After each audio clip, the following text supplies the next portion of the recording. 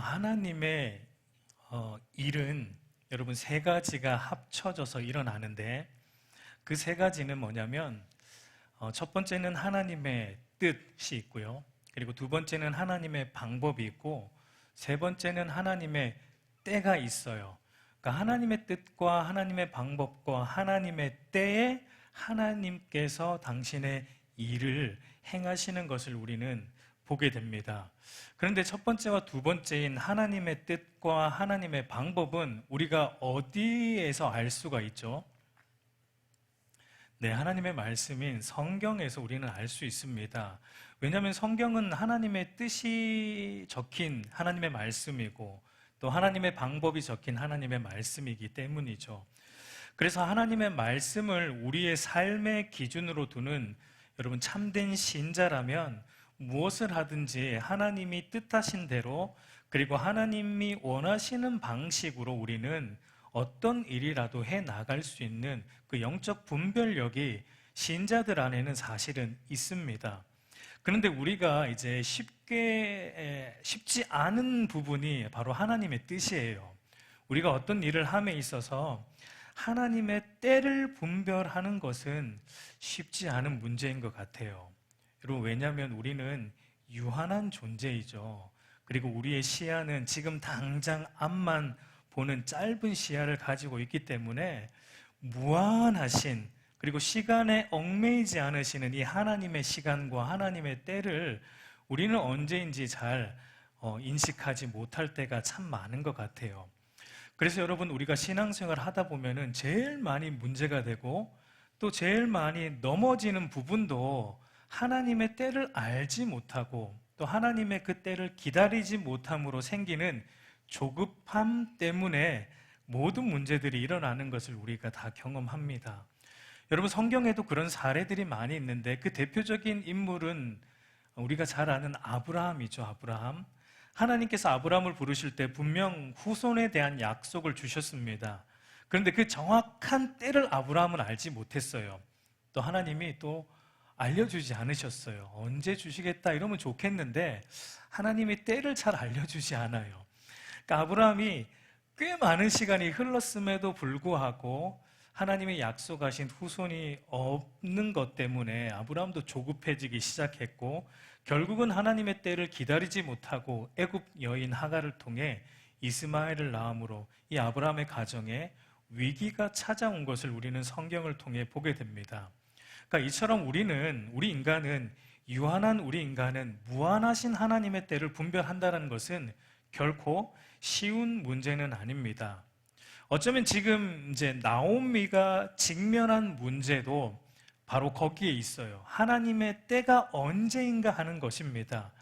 우리는 룻기 1장과 2장을 살펴보면서 하나님의 은혜를 아는 사람 룻과 그리고 보아스를 통해 나오미의 무너진 신앙이 다시 회복되는 것을 보았습니다. 여러분, 신앙이 다 무너진 채 베들레헴으로 돌아온 나오미는 줄곧 자기 연민에 빠져서 주저앉아 있을 뿐이었어요. 그런데 하나님의 이 언약적인 사랑인 헤세드의 은혜를 받은 룻이 시어머니를 살리기 위해 위험을 무릅쓰고 적극적으로 밭으로 나가 이삭을 주었고 또 하나님께서는 은혜를 아는 룻을 은혜를 아는 보아스의 밭으로 인도하셨고 보아스의 보호 아래서 이삭을 주어 집으로 돌아오게 하셨어요. 그러니까 이 모든 일들이 마치 우리는 살펴보았지만 우연처럼 일어나는 것 같지만 철저히 하나님의 주권적인 섭리 안에서 이 모든 일들이 톱니가 바퀴가 맞아가듯이 딱딱딱 맞아 들어가는 것을 우리가 그동안 살펴보았습니다. 여러분, 우리가 사는 이 인생을 흔히 바둑으로 많이 비유를 합니다.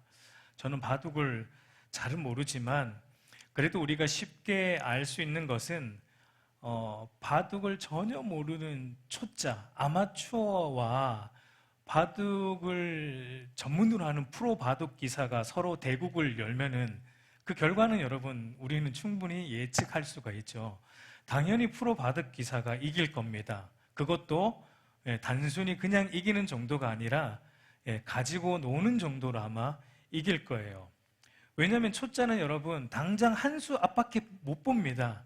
그러나 프로 바둑 기사는 마지막 수까지 다 내다보고 두기 때문에 초짜는 한 수 한 수 두는 게 조금 고통스럽지만 프로 바둑 기사는 그렇지가 않죠. 한 수 한 수가 즐거워요. 마지막 수를 다 내다보니까. 그러니까 여러분, 우리 인생이 바둑판이라면 우리 인생의 한 수 한 수를 두고 있는 저와 여러분은 초짜입니다. 근데 우리 인생의 바둑판을 두시는 우리 하나님은 프로 바둑 기사와 같아요. 그러니까 우리 인생의 마지막을 다 내다보시면서 우리 인생의 한 수 한 수를 두고 계시다는 것입니다. 여러분, 이것을 바울의 말을 빌려서 말하면 하나님은 모든 것을 합력하여 선을 이루신다는 것입니다. 여러분, 초짜는 프로가 왜 여기에 뒀는지 이해를 못합니다. 도대체 왜 여기에 뒀는가? 어쩌면 우리도 하나님이 우리의 인생 속에 두신 수를 우리도 잘 이해하지 못할 때가 너무나 많습니다. 왜 하나님께서 나를 이런 자리에 두셨을까? 왜 나에게 이런 고난과 아픔을 주셨을까? 우리는 다 이해하지 못합니다. 그러나 확실한 것은 하나님의 수는 결코 실수가 없고 한치의 오차도 없다는 것입니다. 우리 인생의 모든 경우의 수, 그것이 좋은 수이든 나쁜 수이든 그 모든 경우의 수를 하나님은 합력하여 선을 반드시 이루어내신다는 것은 확실한 거예요. 우리 사랑하는 성도 여러분, 저와 여러분과 동행하는 분이 모든 것을 합력하여 선을 이루시는 전능하신 창조주이시지만 거기에서 머물지 말고 동시에 그분은 우리를 한없이 사랑하시는 우리 아버지 하나님이라는 사실을 우리가 잊지 않으셨으면 좋겠습니다. 여러분, 이것만큼 저와 여러분의 인생에 위로가 되는 것은 없는 것 같아요.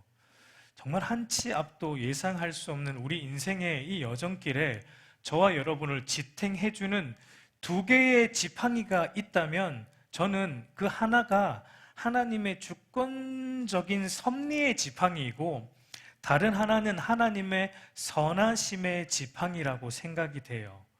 여러분, 이 두 가지의 지팡이만 우리가 들고 있는다면 우리 인생에 어떤 환난과 역경이 와도 우리가 넘어지지 않고 버틸 수 있는 힘이 되는 거예요. 모든 것을 하나님이 주권적으로 섭리하고 계시고 그리고 그분은 선하신 아버지 하나님이다라는 이 사실을 우리가 굳건히 붙들어야 됩니다. 여러분, 나오미는 루시 보아스의 밭에서 일하게 된 것과 그리고 보아스가 넘치는 은혜를 베풀어 준 것을 통해 하나님께서 이 무너진 엘리멜렉의 기업을 보아스를 통해 다시 회복시키려는 것을 이제 믿음의 눈으로 보고 있습니다. 그래서 그가 2장 말미에 나오미의 입에서 나온 말이 기업 물을 자라는 말이었습니다.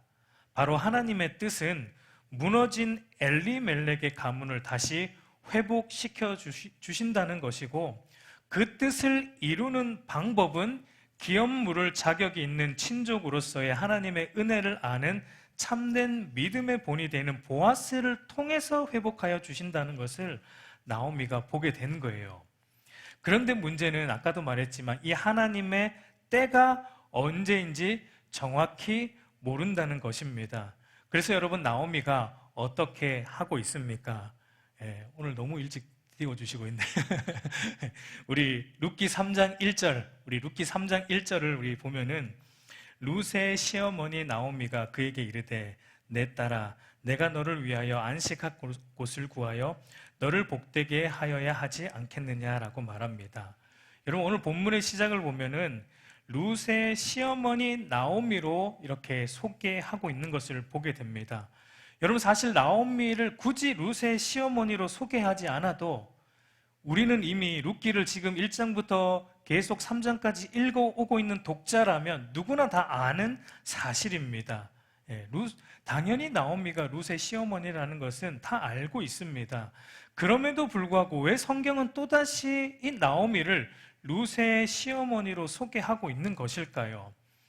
여러분, 룻기가 시작할 때 나오미를 소개하는 말은 엘리멜렉의 아내 나오미로 한번 소개가 된 이후에는 줄곧 그냥 나오미로 소개하고 했고, 그리고 단순히 어떤 경우는 시어머니라고만 명칭으로 소개되고 있는 것을 볼 수 있는데, 그런데 이제 3장에 와서 처음이자 또 마지막으로 나오미를 룻의 시어머니 나오미로 소개하고 있는 것을 보게 돼요. 여기에는 성경에 어떤 의도가 있다라고 생각이 돼요. 그것은 바로 이 나오미의 변화된 신앙의 모습을 부각시키기 위함일 것이다 라고 생각이 됩니다. 여러분, 사실 나오미는 이 룻을 모압으로 계속 돌려보내려고 했었습니다. 그죠? 그러나 룻의 이 굳은 신앙의 결단에 의해서 돌려보내지 못하고 베들레헴으로 함께 왔어요. 그럼에도 나오미의 마음속에는 룻을 언제든지 떠나보낼 생각이 있었던 것 같아요. 이 모압 여인 룻이 이방 사람에 대한 차별이 심한 이 유대 사회에 적응하지 못하여서 혹시 떠난다고 말을 하면 나오미는 언제든지 보내줄 생각을 하고 있었던 것 같습니다. 그런데 이제 돌아가는 모든 정황을 보니까 룻이 지금 베들레헴에 온 것도 단순히 룻이 고집이 자기보다 더 세서 온 것이 아니라 하나님께서 룻에게 믿음을 선물로 주시고 하나님의 언약에 대한 이 자발적인 순종의 발걸음으로 룻이 베들레헴으로 하나님이 오게 하셨고 기업 물을 자인 보아스의 밭으로 인도하시는 이 모든 일련의 과정이 하나님의 주권적인 섭리인 것을 나오미가 보고 이제는 적극적으로 룻과 보아스의 결혼을 통해서 기업을 회복하는 일에 자신의 온 힘을 쏟고 있는 것을 오늘 성경은 바로 룻의 시어머니 나오미라는 호칭으로 우리에게 보여주고 있는 것입니다. 여러분, 그래서 이 나오미가 이제 그의 관심을 어디에 두고 있는지 한번 보세요. 우리 1절에서 읽었지만 1절을 다시 보면 내 딸아 내가 너를 위하여 안식할 곳을 구하여 너를 복되게 하여자 하지 않겠느냐라고 말합니다. 나오미는 지금 이제 룻의 안식과 복에 대해서 관심을 가지고 있어요. 여러분, 이 표현이 담고 있는 의미는 사실은 룻을 결혼시키겠다라는 의미입니다. 왜냐하면 이 당시에 고대 사회에서 여자가 안식을 누릴 수 있는 유일한 방법은 남편을 통해, 결혼을 통해 남편에게 속하는 길밖에 없었기 때문이에요. 그래서 1장에서도 나오미가 룻을 모압으로 돌려보내고자 할 때도 이런 말을 했습니다. 룻기 1장 9절을 보면 여호와께서 너희에게 허락하사 각기 남편의 집에서 위로받게 하시기를 원하노라. 그러니까 남편의 집에서 위로받게 하시기를 원하노라 할 때 이 위로라는 말이 오늘 우리 3장에서 읽은 본문의 안식과 같은 단어, 같은 히브리어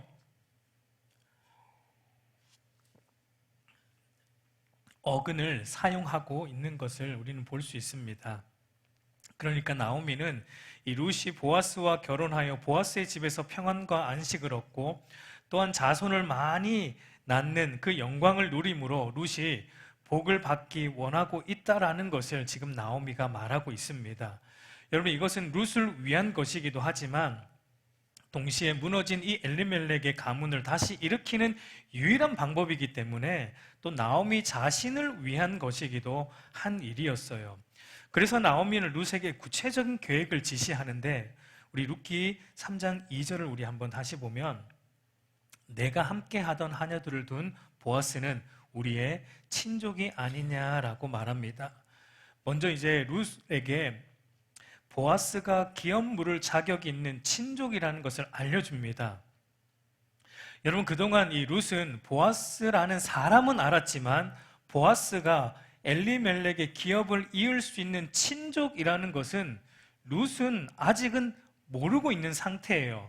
근데 지금 나오미가 이제 그것을 룻에게 알려주고 있는 일을 먼저 하고 있습니다.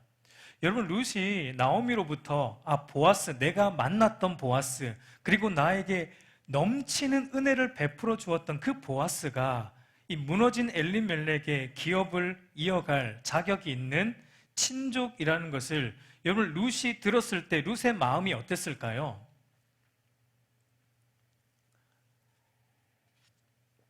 룻의 마음이 어땠을까요, 여러분? 한번 게스해 보세요. 아마 저는 굉장히 설레었을 것이다라고 생각이 돼요. 그 이유는 단순히 결혼할 수 있다는 문제만은 아니었을 것입니다. 왜냐하면 여러분, 보아스와 룻은 상당한 나이 차이가 있었을 거예요. 왜냐하면 보아스가 룻에게 내 딸아라고 부르는 것을 보고, 나중에 또 보아스가 룻에게 내가 젊은 자를 따르지 아니하였다라는 이런 말을 하는 것을 볼 때, 보아스와 룻은 상당한 나이 차가 있었다라는 것을 우리가 생각할 수 있습니다. 여러분, 사실 나이 많은 남자에게 결혼하는 것이 뭐가 그리 설레겠어요. 그러니까 그런 설렘은 아니었을 것이다라고 생각이 돼요. 그런데 룻이 이 보아스가 기업 물을 자격 있는 친족이라는 말을 들었을 때 이 룻의 마음을 뛰게 한 것은 다름 아니라 하나님의 언약의 말씀이 나의 삶 가운데에서 이루어진다는 것에 대한 기대 때문에 룻은 설레었을 것이다라고 저는 생각이 돼요. 여러분, 룻은 하나님의 언약의 약속을 믿는 이 믿음 하나로 자신이 평생 섬기던 모압 신을 버리고 시어머니를 따라 이 여호와 신앙을 따라 베들레헴으로 온 여인이었습니다. 그리고 그 언약의 말씀을 붙들고 지금까지 살아왔어요. 그런데 그 언약이, 자기가 붙들고 있던 그 언약의 말씀이 이제 드디어 나의 삶 속에서 보아스를 통해 실질적으로 이루어질 것에 대한 기대가 생겼을 때 그의 마음에 기쁨이 왔고 설레임이 왔을 것은 당연한 것입니다. 우리 사랑하는 성도 여러분, 하나님의 은혜를 참으로 아는 신자는 말씀 앞에 자신의 삶을 내어줌으로 오는 하나님의 은혜를 기대함으로 살아가는 자라고 저는 생각이 돼요. 여러분, 룻은 하나님의 언약의 말씀 붙들고 살아갈 때 주어지는 하나님의 은혜를 경험했습니다. 그러니까 그 은혜를 경험하고 나니까 또 어떻게 돼요? 그 은혜를 또 맛보고자 자신의 삶을 하나님의 말씀 앞에 전폭적으로 던지고 있는 것입니다. 여러분, 은혜는 그렇게 선순환이 되는 거예요. 하나님 말씀에 순종하는 자는 하나님의 은혜를 맛봅니다. 그 은혜를 맛본 자가 또 말씀 앞에 엎드리게 되는 거예요. 우리가 왜 말씀 앞에 엎드리지 않는가? 말씀에 순종하지 않는가? 하나님이 주시는 은혜를 아직 맛보지 못한 거예요, 사실은. 말씀을 순종할 때 하나님이 주시는 그 은혜를 맛본 사람은 또 그 은혜를 맛보고자 말씀 앞에 자신의 전 인생을 던져 넣는 겁니다. 아무리 세상이 말씀대로 살면은 우리에게 뭔가 불이익이 올 것처럼 얘기를 하더라도 하나님이 주시는 은혜를 알기 때문에 말씀 안으로 자신의 모든 인생을 던져 넣는 자가 바로 참된 신자라는 것입니다. 여러분, 하나님의 은혜를 아는 신자는 하나님 말씀 앞에 내 인생을 내던질 때 오는 그 기쁨이 무엇인지를 아는 자예요. 분명 말씀대로 살면은 여러분, 고난이 옵니다. 박해도 오고, 그리고 우리 스스로 또 그 말씀을 완벽하게 지키지 못하는 것도 우리 스스로가 알고 있어요. 그럼에도 계속 어떻게 하고 싶어져요. 하나님 말씀대로 살고 싶은 열망이 우리 안에 계속 생기는 거예요. 계속 죄와 싸우고 싶고 죄를 싸워 이기고자 하는 이 거룩한 신앙의 몸부림을 치는 그 기쁨이 우리 안에 끊이지 않는 것입니다.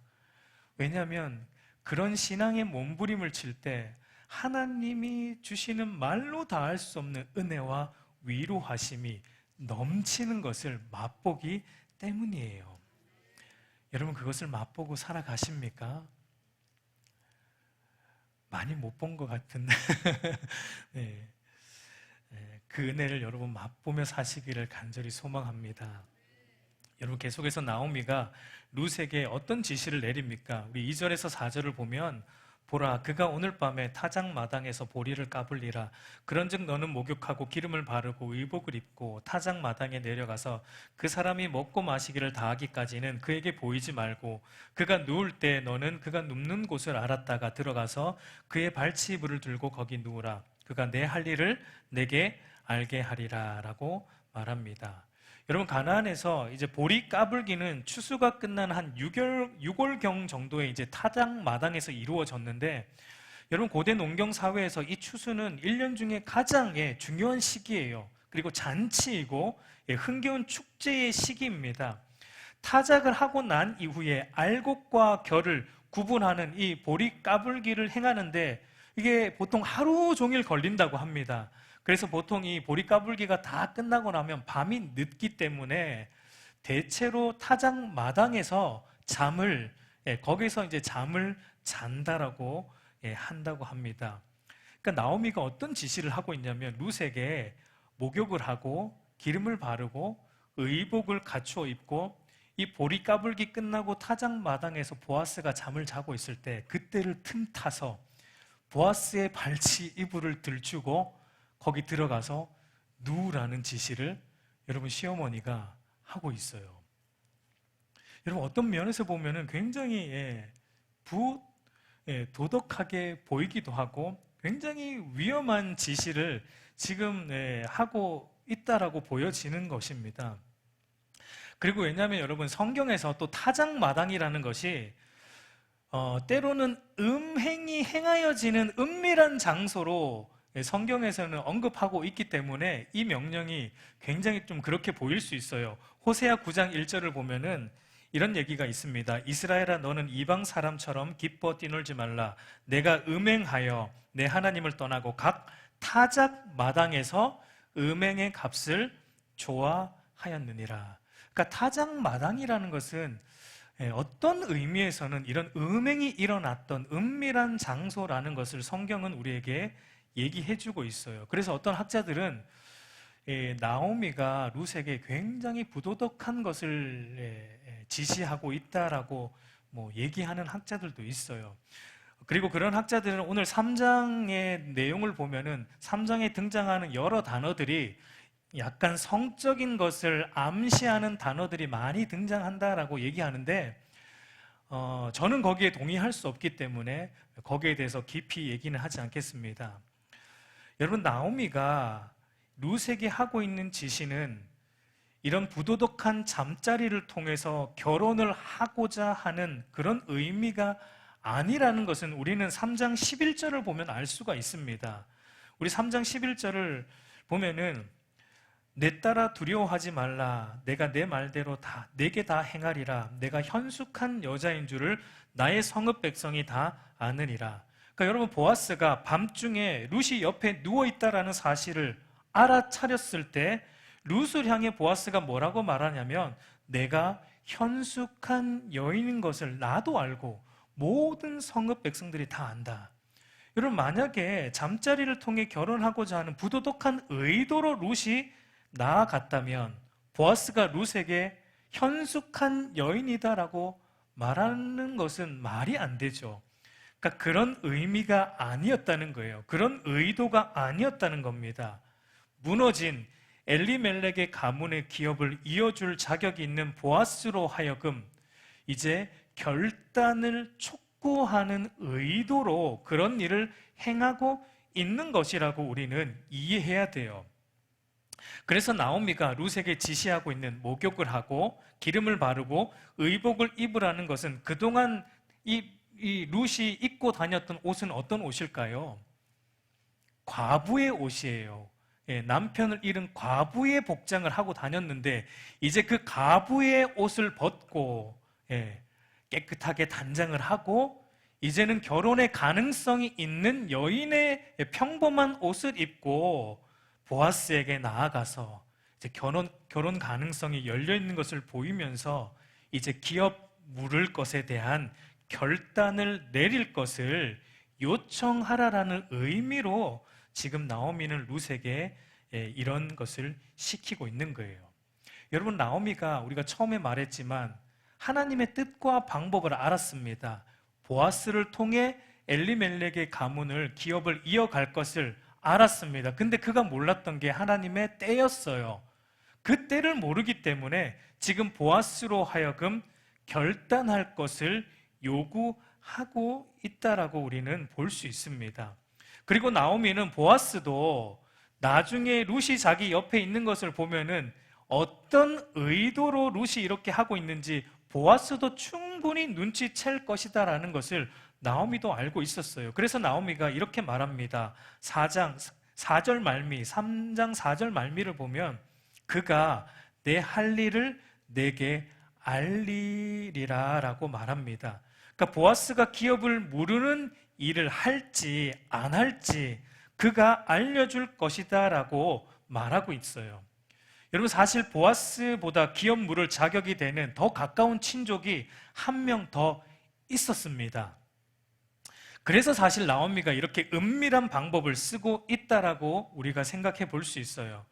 룻기 3장 12절을 보면은 참으로 나는 기업 물을 자이나 기업 물을 자로서 나보다 더 가까운 사람이 한 명 있다라고 보아스가 말하고 있습니다. 보아스가 기업 물을 자격이 있는 사람이지만 그러나 그보다 더 가까운 사람이 한 명 있어요. 근데 여러분, 나오미가 볼 때 이제 이 두 명이 이 엘리멜렉의 무너진 기업을 이어갈 수 있는 유일한 친족인데 이 두 명을 놓고 볼 때, 나오미가 두 명을 놓고 볼 때 누가 더 마음에 듭니까? 보아스가 훨씬 마음에 들어요. 이것은 보아스가 유력한 자였다라는 의미가 아니고 보아스는 하나님의 은혜를 아는 사람이었고 믿음의 사람이었고 율법을 표면적으로만 지키는 사람이 아니라 그 율법의 정신을 지키는 참된 믿음의 사람이었기 때문에 우리의 기업을 잇는 일이라면 이런 믿음의 사람으로 기업을 이어가야 된다라고 나오미가 여기고 있는 거예요. 여러분, 그래서 성경도 더 가까운 그 사람이 누구인지 정확하게 나오진 않지만 그 사람의 이름도 나오지 않고 룻기 4장 1절을 보면 그 사람을 뭐라고 칭하냐면 아무개로 칭하고 있습니다. 이름도 언급하고 있지 않아요. 여러분, 이것은 굉장히 이 사람의 입장에서 볼 때는 좀 비참한 것 같아요. 그러니까 뭔가 이 사람은 나중에도 나오지만 이 사람은 기업 물을 것을 이행하지 않습니다. 그러니까 이 사람은 믿음이 온전하지 않은 자였다는 거예요. 보아스와 비교할 때 믿음이 없는 자였어요. 그러니까 나오미는 순서상으로 이 아무개가 먼저이지만 이 아무개보다는 보아스가 믿음의 사람으로 이 엘리멜렉의 가문을 이어가기에는 더 적합한 사람이라는 것을 알고 이렇게 은밀한 방법으로 보아스에게 결단할 것을 촉구하고 있다라고 우리는 생각해 볼 수 있습니다. 그러니까 여러분, 이 모든 과정을 우리가 이제 요약해 보면 하나님의 헤세드의 은혜가 한 사람 이방인 룻을 변화시켰고 그 하나님의 헤세드의 은혜를 받은 룻이 헤세드의 은혜를 시어머니 나오미에게 흘러보내며 살았고 그 은혜를 통해 나오미 또한 변화되어서 하나님의 섭리에 대한 믿음으로 살아가는 신앙이 회복되었습니다. 그리고 그 결과로 지금 이 나오미와 룻의 시선이 어디로 집중이 되고 있습니까? 바로 보아스를 통한 결혼을 통한 안식과 안식 안에서 누리는 이 복이라는 것에 집중이 되고 있어요. 그리고 안식과 안식을 통한 복을 누리기 위해서 조금은 무모하지만 대담하게 이런 일을 진행하고 있는 것을 우리는 오늘 본문에서 볼 수 있습니다. 여러분, 성경이 이런 나오미와 룻의 모습을 통해 우리에게 무엇을 말하고 싶은 것일까요? 여러분, 참된 안식과 복은 성령 하나님의 은혜로운 주선으로 우리의 참된 신랑이신 예수님을 만나고 예수님과 결혼하여 한 몸을 이루고 그의 집에 들어가서 살 때 주어진다라는 것을 우리에게 궁극적으로 설명하고 싶은 거예요. 여러분, 하나님께서 세상을 창조하시고 마지막 날 안식하셨습니다. 하나님께서 일곱째 날 왜 안식하셨을까요? 창조 사역이 하나님께서 힘드셨습니까? 하나님은 말씀으로 창조하셨죠. 노동으로 창조하시지 않았어요. 그분은 전능하신 분이에요. 말씀으로 모든 것을 창조하셨어요. 쉴 이유가 없습니다.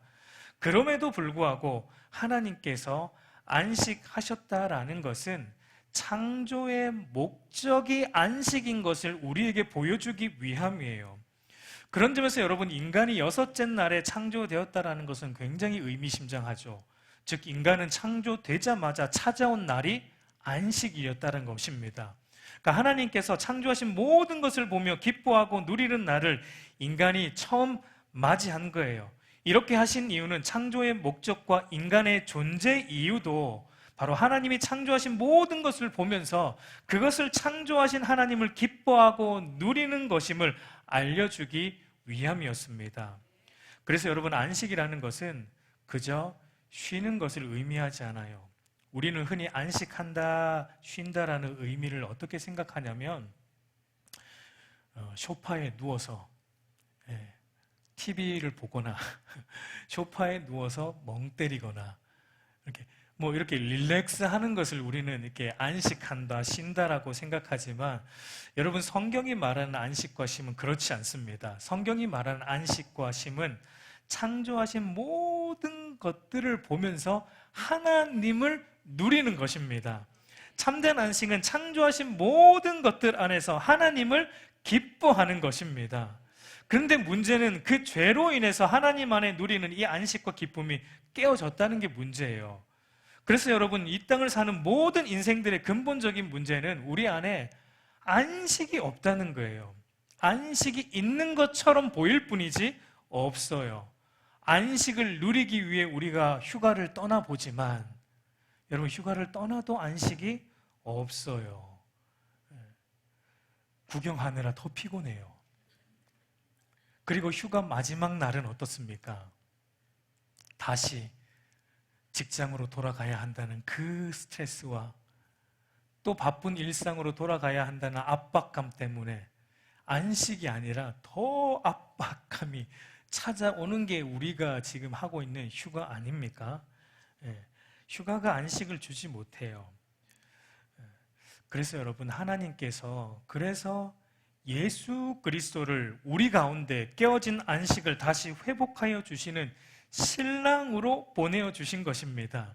그래서 예수님이 이 땅에 오셔서 우리에게 이렇게 말씀하셨어요. 마태복음 11장 28절에 수고하고 무거운 짐진 자들아, 다 휴가 가지 말고 내게로 오라. 내가 너희를 쉬게 하리라. 참된 안식은 우리의 참된 신랑이신 주님 앞에 나올 때 여러분, 거기에 참된 안식이 있어요.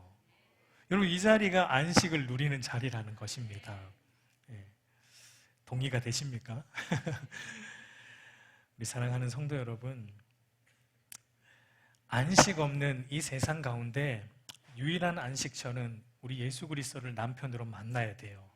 예수님을 나의 구주, 나의 하나님으로, 나의 남편으로 만나고 나면 우리 안에 이제 이 회복된 새 창조, 달리 말해 구원 안에서 기뻐하고 즐거워하는 안식과 기쁨을 누리게 되는 것입니다.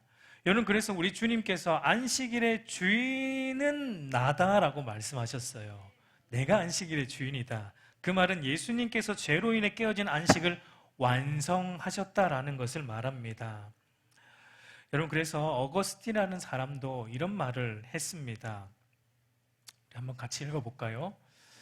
하나님께서 당신을 향하여 있도록 우리를 지으셨기에 우리 마음은 당신 안에서 안식할 때까지 쉴 수 없습니다. 네, 하나님 안에서 우리가 안식할 때까지 우리에게는 어떤 안식도 없다라는 고백을 합니다. 우리 사랑하는 성도 여러분, 오늘 우리의 모습은 어떠합니까? 참된 신랑이신 예수님을 만나 안식을 누리고 있습니까? 여러분, 이 땅의 남편들은 안식을 주지 못합니다. 애석하게도 남편들뿐이 아니죠. 아내들도 마찬가지예요. 이 땅의 남편과 아내는 불완전합니다. 이 땅의 결혼을 통해서 참된 안식과 복을 누릴 수 없어요. 물론 예수 그리스도를 신랑으로 모신 성도의 결혼과 성도의 부부 생활은 믿지 않는 자들과는 다르죠. 예수님을 신랑으로 모신 성도의 부부는 그 안에서 하나님이 주시는 안식과 복이 있습니다. 그리고 누리고 살아갈 수 있어요. 그러나 그것은 그림자이고 맛보기 안식이지 완벽한 안식은 아니라는 거예요.